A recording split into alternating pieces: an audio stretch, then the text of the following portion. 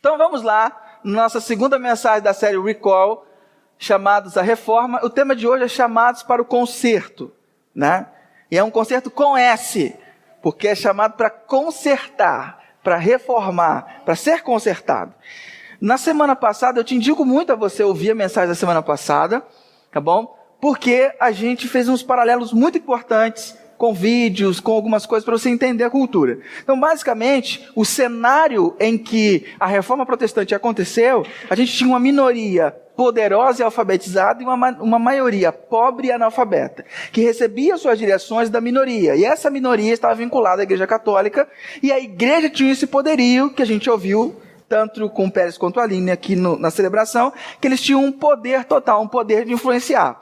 Essa sociedade, ela acabava sendo escravizada, ou seja, ela só conseguia entender o que era passado, ela só conseguia entender de Deus o que era passado, então automaticamente ela ficava restrita no seu conhecimento.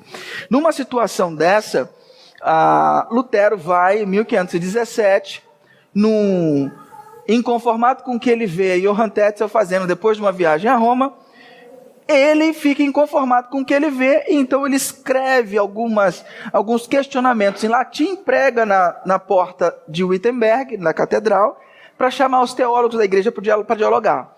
Os teólogos vão dialogar com ele, mas não conforme ele queria. Ele pensou que se expusesse a verdade, eles iriam mudar de opinião. E não foi isso que acontece. E ninguém mudou, eles continuavam batendo na mesma tecla, achando que estavam certos.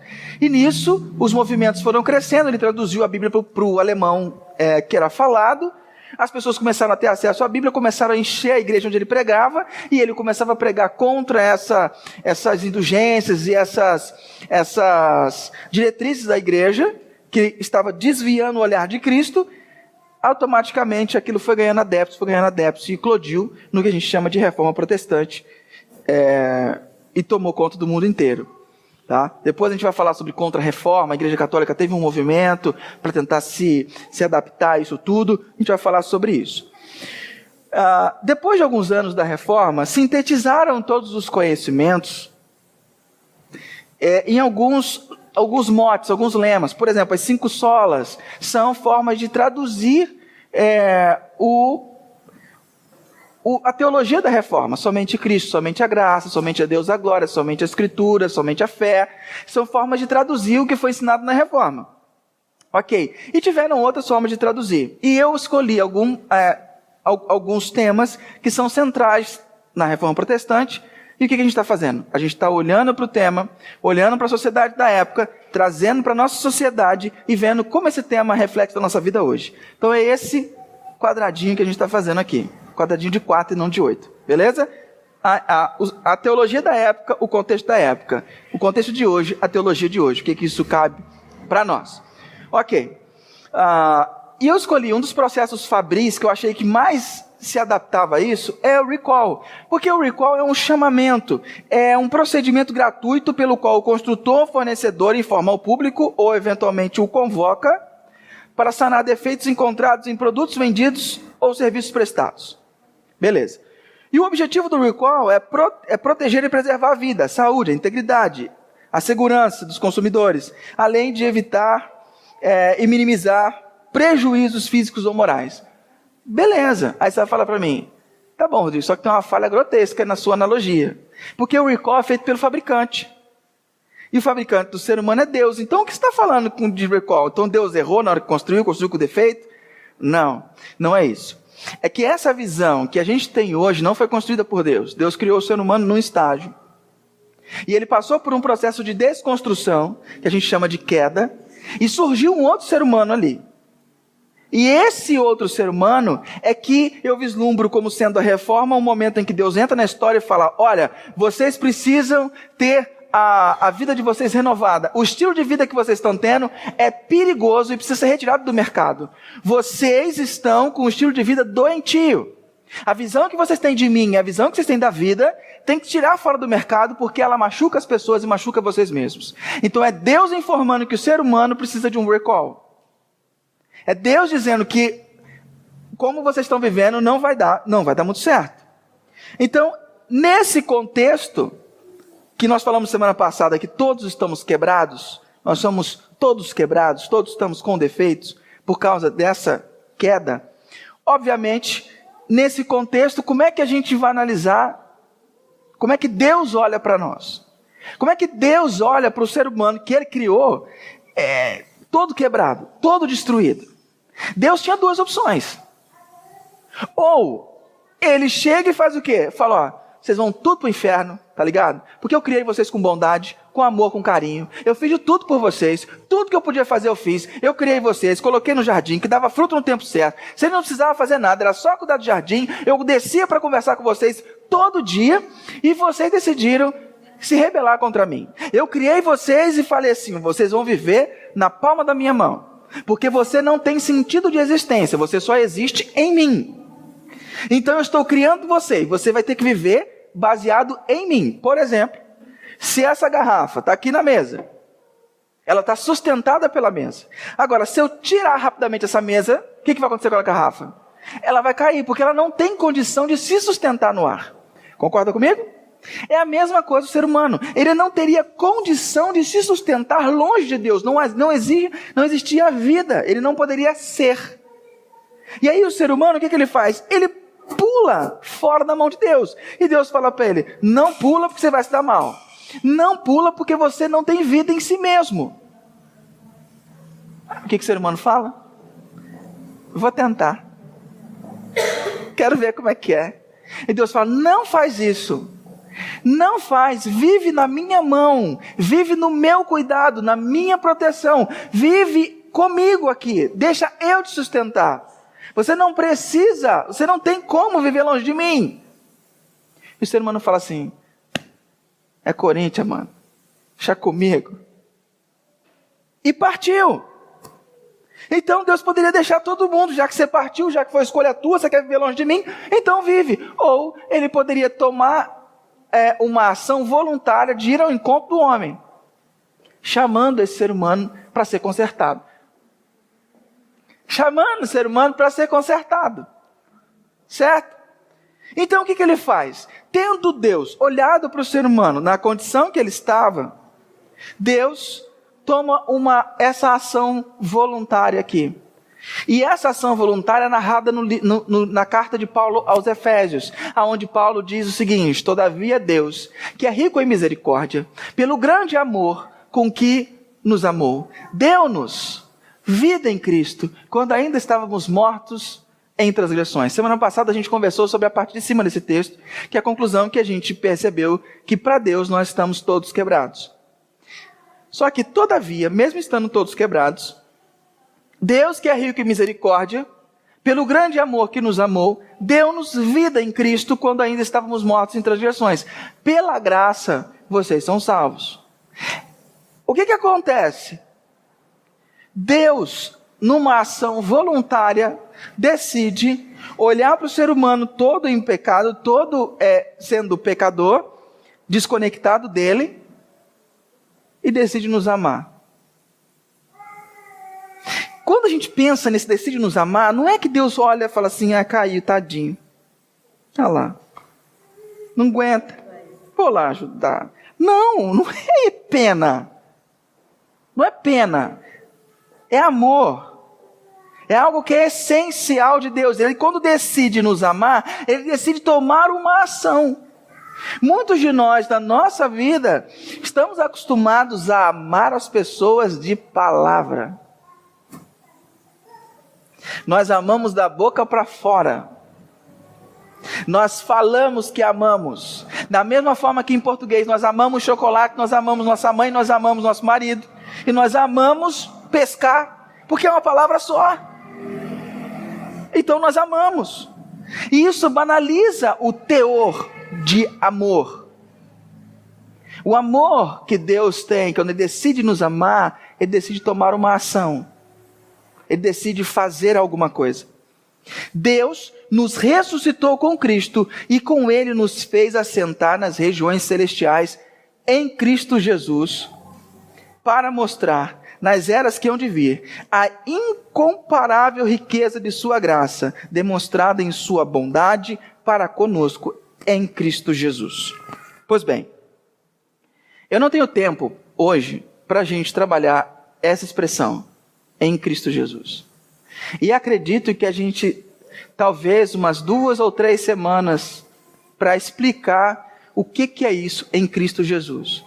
O que é essa nova condição do ser humano a partir do momento em que Deus nos amou e Ele nos coloca em Cristo. Isso em Cristo não é uma expressão de mudança de substância, de identidade do ser. Eu não vou ter tempo de a gente trabalhar isso, mas é interessante a gente perceber que a finalidade de Deus nos amar com graça é para mostrar, ou seja, para divulgar como é grande a sua graça, como é grande a sua intenção de bondade para conosco. Versículo 8 diz: pois vocês são salvos pela graça, por meio da fé. E isso não vem de vocês, é um dom de Deus, não por obras, para que ninguém se glorie, porque somos criação de Deus, realizada em Cristo Jesus, para fazermos boas obras, as quais Deus preparou antes para nós praticarmos.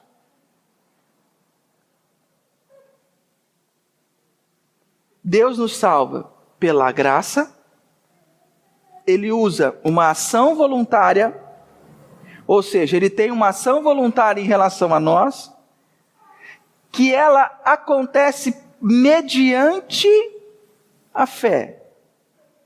Isso dá muita controvérsia, porque a salvação vem pela graça, e o caminho condutor é pela fé. É por meio da fé.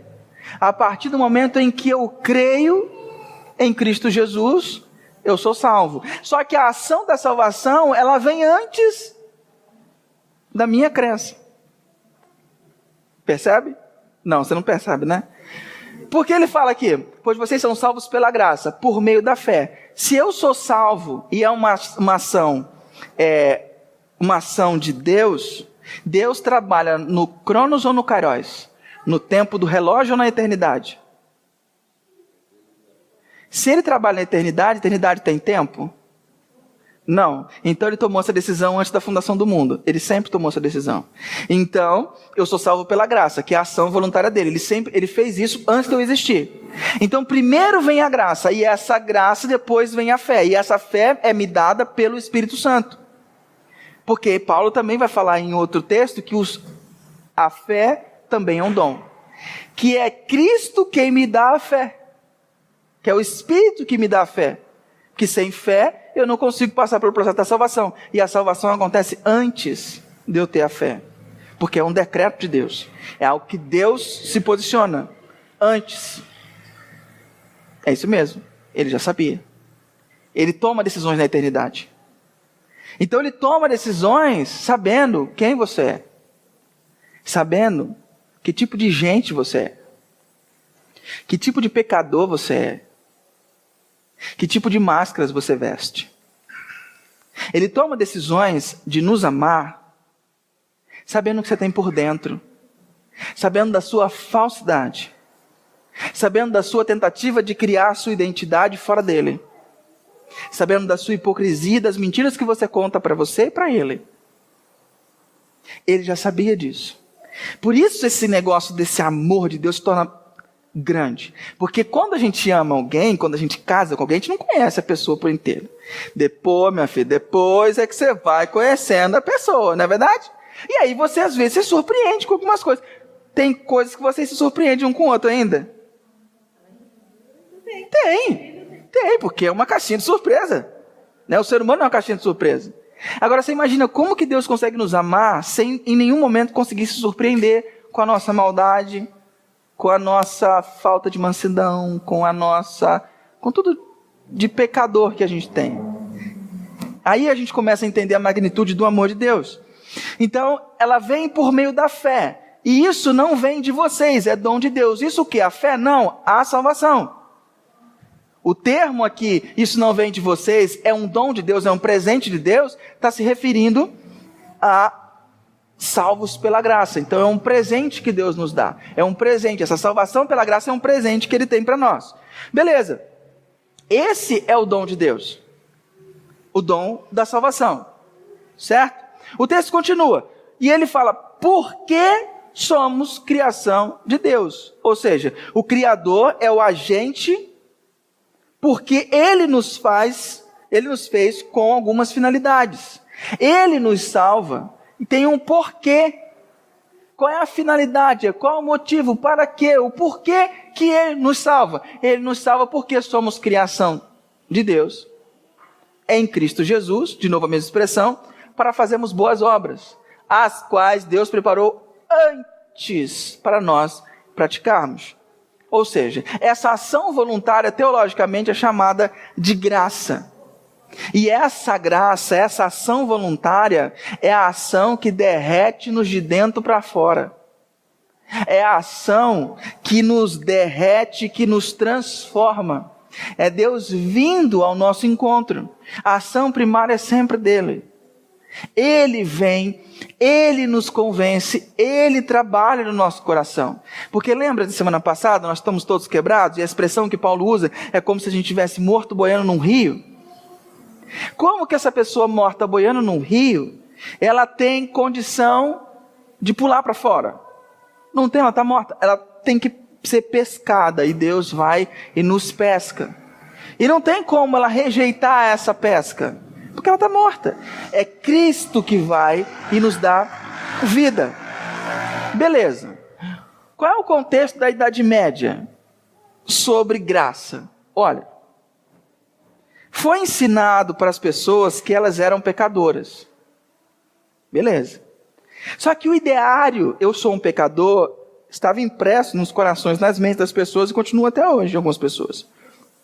Mesmo quando elas começam a viver vida com Deus. Elas criam a sua identidade e falam assim, eu sou um pecador, eu sou um pecador, eu sou um pecador. E ela vive uma vida de batalha porque ela é uma pecadora. Ou porque ele é um pecador. Isso oprime as pessoas. Isso te dá uma culpa desgraçada. Literalmente, desgraçada, sem a graça. É uma culpa muito grande. Então, se você é um pecador por essência, e qual era a visão cristã de Deus? Que Deus era um Deus de justiça, de santidade e ira. Por isso, ele precisava ser apaziguado. Então, como é que a pessoa reagiria na situação? Olha, eu sou um pecador. Deus está bravo comigo. Porque eu sou pecador e tudo que eu faço é pecado. Então, eu tenho que dar um jeito de apaziguar Deus para ele ficar feliz comigo, para ele ficar bem comigo. Senão, eu estou frito. E aí, qual é a solução que surge? Para serem aceitos por Deus, eles precisavam fazer sacrifícios físicos ou financeiros. Assim ganhariam a aceitação e perdão de Deus. Aí eles ficavam quites com Deus. Eles compravam o perdão ou faziam romarias, subiam a escada de joelhos, etc. e tal. E isso fazia com que eles tivessem o coração apaziguado e Deus não ficaria mais com ira deles. Deus estaria de boa com eles, porque eles fizeram um sacrifício para apaziguar Deus. Esse era o contexto que eles viviam. E na nossa cultura? Como é que é isso na nossa cultura? Nós vivemos numa cultura em que nós aprendemos a não receber nada de graça. Nós vivemos numa cultura que fala que viver de favor não é legal. Você não pode viver de favor. Não é bom. A nossa cultura diz que quem tem vergonha na cara não vive de favor. Quem tem vergonha na cara não deve nada para ninguém. Onde já se viu isso? Ficar devendo as coisas para os outros.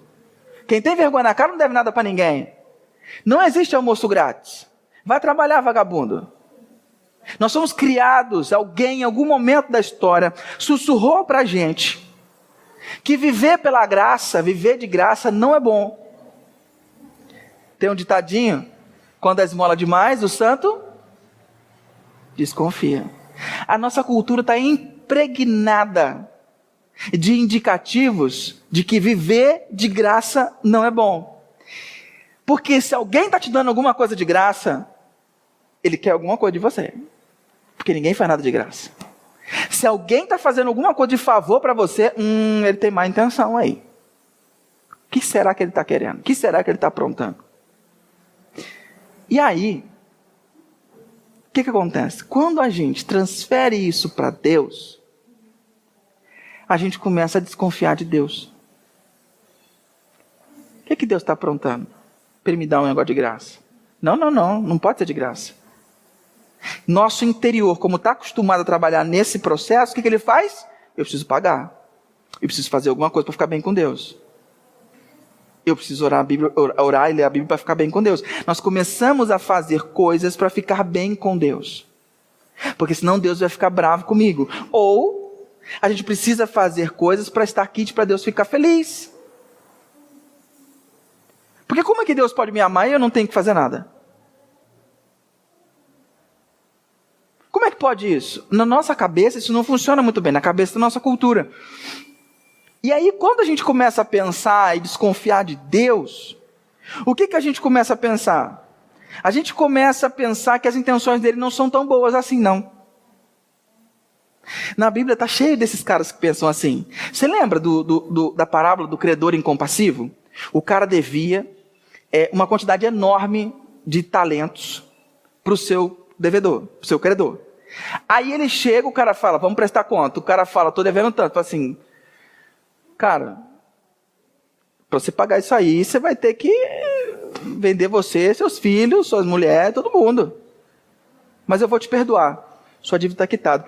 O que o cara fala assim? Não, tenha paciência que eu te pagarei. Você entender a noção disso? Quando o cara chega para o credor e fala assim, eu estou te devendo tantos talentos, mas tenha paciência que eu te pagarei. Sabe quanto que daria? Se eu transformar os talentos em denários, e denário é o salário que você recebe por um dia de trabalho, o que o cara devia dava mais ou menos 175 mil anos de trabalho.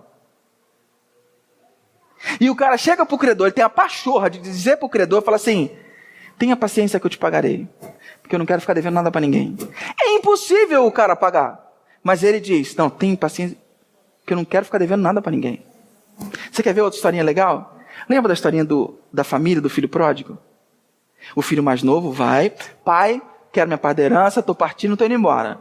Beleza, pá, o cara vai. Quando ele volta, quando ele está lá, gastou dinheiro, fala assim, caraca, mano, caraca, moleque. Então ele pensa assim, fala, até os empregados da casa do meu pai tem mais para comer do que eu. Vou voltar para casa do meu pai. E o discurso que ele bola é o quê?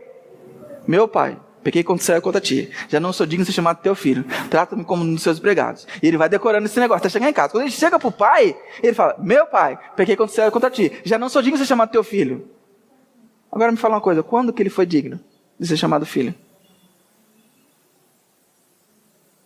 Ele achava que a condição de ser obediente e estar em casa o tornava digno de ser filho. Ele nunca foi digno. Nunca foi digno. E o filho mais velho também? Estou aqui trabalhando para você. Também não é digno.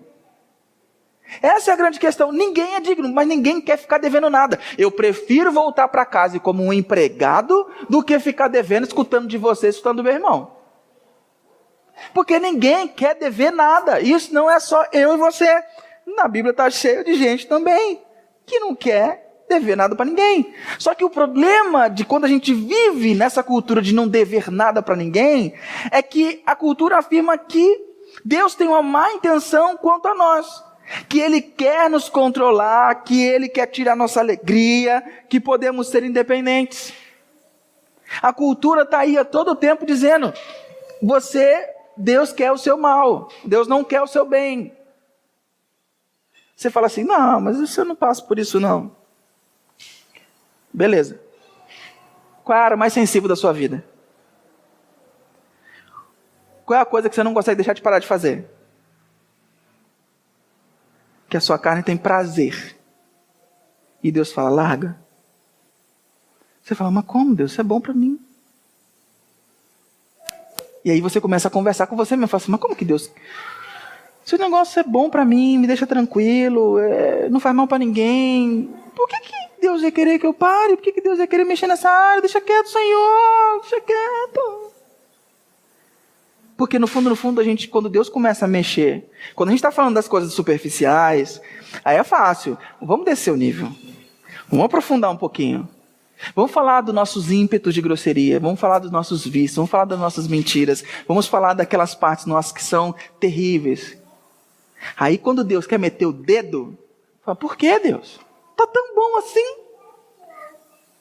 Você já passou por momentos assim? Você está vivendo tranquilo. Aí Deus vai e cutuca alguma coisa. Aí gera uma crise no casamento, gera uma crise de relacionamento, uma crise no trabalho. Aí você fala assim, mas estava tão bom do jeito que estava.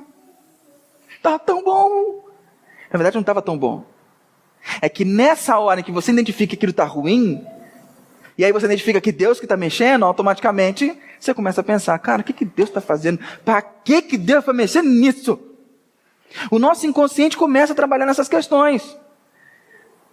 Porque o nosso rompante nós podemos ser iguais a Ele, nós podemos fazer nosso nome, nós podemos ter nossa glória e nosso próprio reconhecimento. Eu posso viver longe da mão dEle, não preciso viver dependente dEle, eu não preciso depender do amor e do favor dEle. Para quê?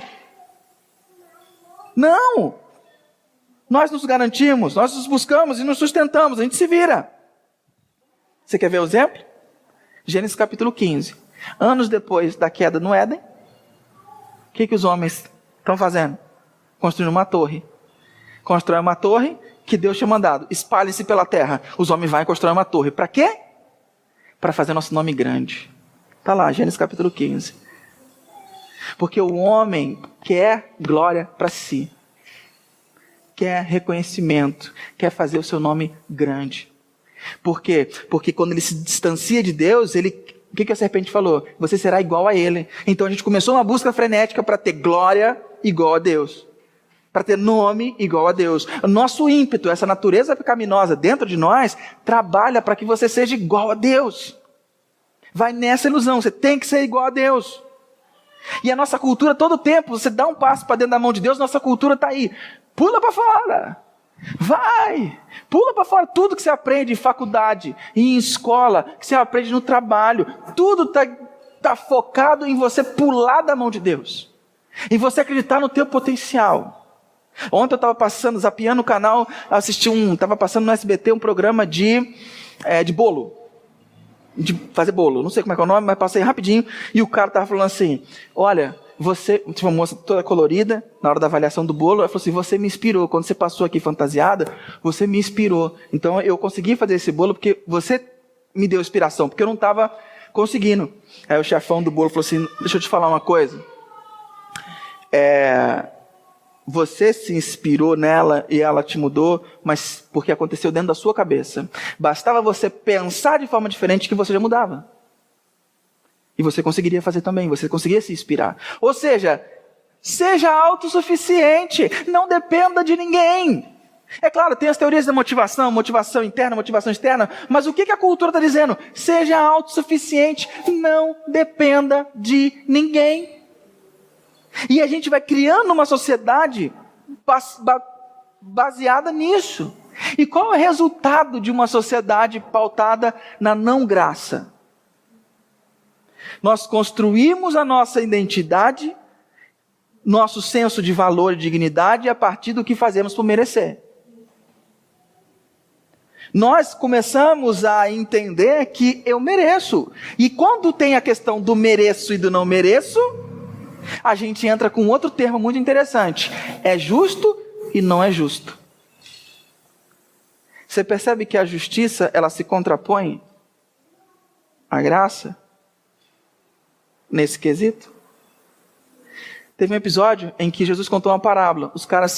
O cara saiu de manhã e contratou uns caras para trabalhar. Contratou uns caras para trabalhar. Falou, te pago um denário, dia de trabalho. Beleza. Às 10 horas da manhã ele foi lá, chamou mais uma galera para trabalhar, falou, te pago um denário. Ao meio-dia foi lá, chamou, te pago um denário. Às 4 da tarde foi lá, e às 5 da tarde, o dia terminava às 6, chamou mais uma galera, te pago um denário. Beleza. Aí, chegou na hora de receber. O que aconteceu? O que você faria? Segura aí. Quando a gente pauta a nossa sociedade no fazemos por merecer, nós colhemos frustração, solidão e competição. É o que a nossa vida vira. Você fica cada vez mais sozinho porque você não sabe em quem confiar. Você se frustra porque você esperava ser melhor tratado porque você merecia.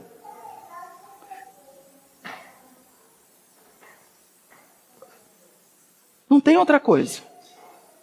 Quando a gente cria uma sociedade pautada no mérito, você começa a colocar valor nas pessoas, e nas ações das pessoas, e no que você recebe e o que você deixa de receber. Viver pautado na classificação de valores leva a gente à ruína. Não tem jeito. E aí, nesse contexto, chega Deus e fala assim: é de graça. Aí nego pira. O que acontece com os caras que foram receber o salário? Quando ele começou a pagar os caras, começou a pagar nos caras que trabalharam o dia inteiro, e falou: peraí, ei, para. Nós trabalhamos o dia inteiro e a gente vai ganhar um denário, o cara que trabalhou 1 horinha só também vai ganhar um denário? Você está de brincadeira, isso não é justo. Porque os caras estão na meritocracia. Eles estão pautando e colocando valor. Eu mereço mais. O cara fala assim: o que eu combinei contigo? Não foi um denário? Então pega o seu dinheiro e vai embora, meu querido. Você está reclamando de quê? Eu decido pagar o que eu quiser para quem eu quiser. E quando acontece isso, e aquelas pessoas que pautam suas vidas na meritocracia piram. Porque bate o pé, parece criança, fala assim: não é justo. Não é justo, eu trabalhei mais, eu não vou receber a promoção e fulano trabalhou menos, vai receber? Não é justo. Eu dou duro, eu suo pra caramba. Pira. Os caras piram.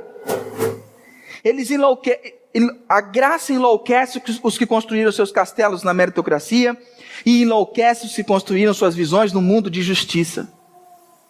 Não é justo. A grande questão, eu não sou contra a justiça, eu sou muito a favor da justiça. A grande questão é quem impera a justiça. Você é isento o suficiente para julgar e implicar a justiça? Eu não sou. Por isso eu deleguei a minha justiça para quem é bom, para quem sabe fazer.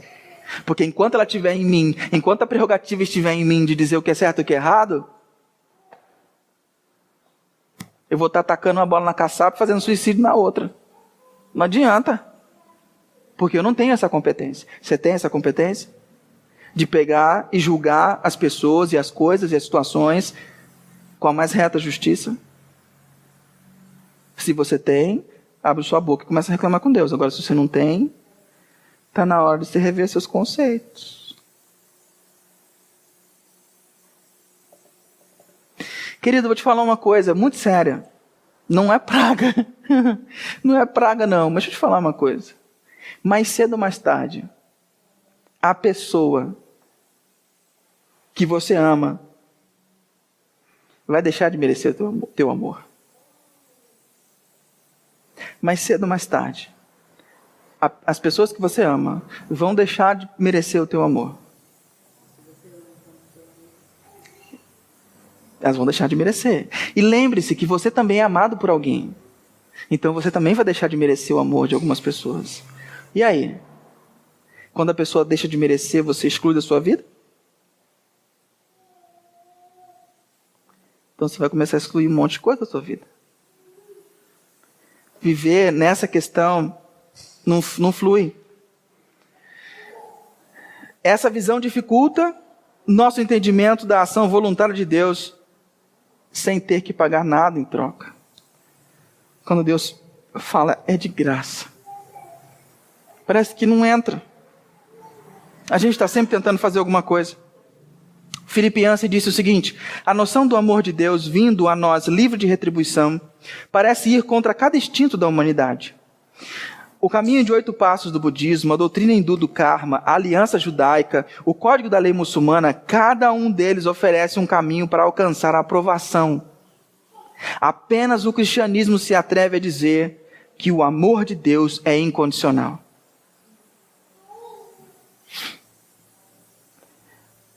Estava tendo uma reunião na Inglaterra sobre religiões comparadas para tentar discernir o que o cristianismo tinha de diferente de todas as religiões.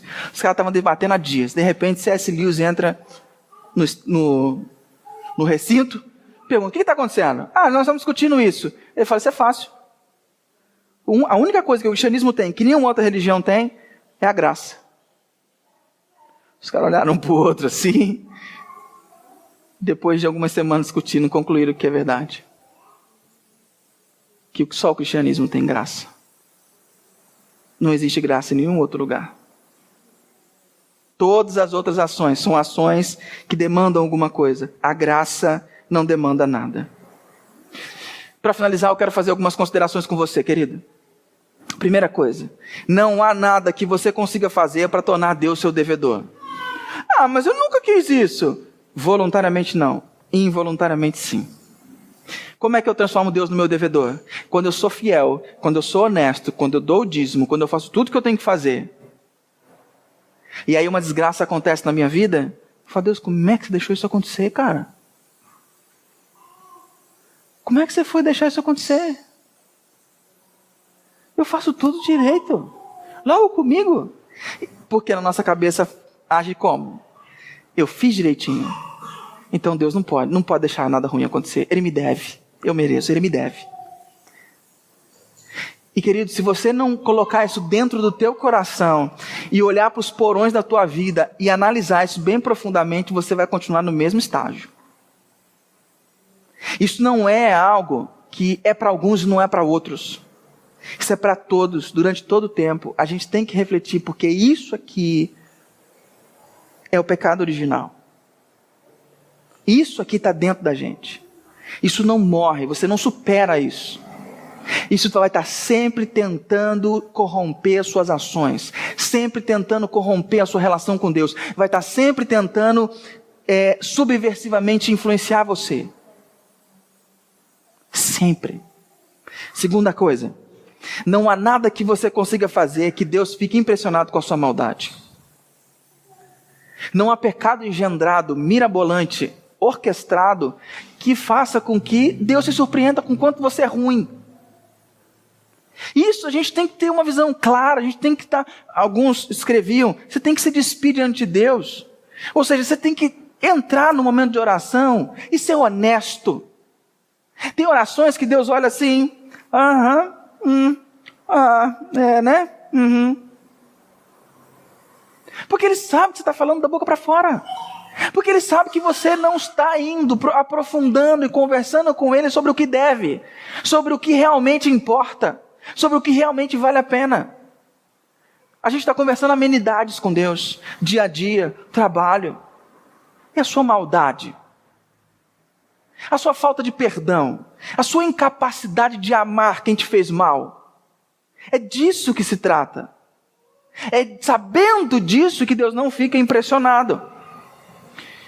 Filipenses também diz, graça significa que não há nada que possamos fazer para Deus nos amar mais. Nenhuma quantidade de renúncia, nenhuma quantidade de conhecimento recebido em seminários, faculdade de teologia, nenhuma quantidade de cruzados em benefícios às causas justas. E a graça significa que não há nada que possamos fazer para Deus nos amar menos. Nenhuma quantidade de racismo ou orgulho, pornografia ou adultério ou até mesmo homicídio. A graça significa que Deus já nos ama tanto quanto é possível um Deus infinito nos amar. E é pautado nesse amor que eu tenho que construir minha vida. Pode parecer faltar algumas linhas práticas, tá, mas como é que eu faço isso? Tá, eu quero pautar a minha vida no amor de Deus. Primeiro, então, comece a orar para Deus, fala assim, Deus, desconstrua as minhas fortalezas. Todos nós temos bunkers dentro do nosso coração. Áreas em que a gente não deixa Deus entrar. Coisas que a gente cultiva há anos. A primeira coisa, comece a orar a Deus, desconstrói minhas fortalezas. Porque você aprendeu de viver de um jeito, mas não necessariamente o jeito que você aprendeu a viver é o certo. A prática vem daí. O primeiro movimento é Deus, desconstrói minhas fortalezas. Por último, uma vida pela graça é uma vida completa. É uma vida completa. Por quê? Quando a gente olha para o texto que a gente leu, versículo 4 e versículo 8, a construção verbal forma um tempo chamado tempo perfeito no grego. Pela graça vocês são salvos pela graça. Ele inverte os tempos verbais e o tempo verbal é o tempo perfeito, que significa uma ação completa no passado com efeitos contínuos no presente. O que isso quer dizer quando eu olho para esse texto? Quer dizer que a graça é a ação de Deus para nos salvar. Que a graça é aquilo que nos sustenta no dia a dia, porque não é o seu mérito, não é o seu desempenho, mas é a graça de Deus que nos sustenta. E por último, é a graça que nos transforma, porque é Ele que age em nós para derreter a gente de dentro para fora e deixar de ser essa velhinha nesse formato e ser transformado em outra coisa. É pela graça, é essa ação voluntária de Deus que transforma a gente de dentro para fora. Não é no seu desempenho, nem na quantidade que você lê a Bíblia, nem na quantidade de vezes que você vem na igreja. Então por que eu vou na igreja? Por que eu leio a Bíblia? Por que eu vou no grupo pequeno? Ora, é simples. Primeiro, é a resposta que eu dou a esse grande amor que veio ao meu encontro. Eu venho no domingo para celebrá-lo.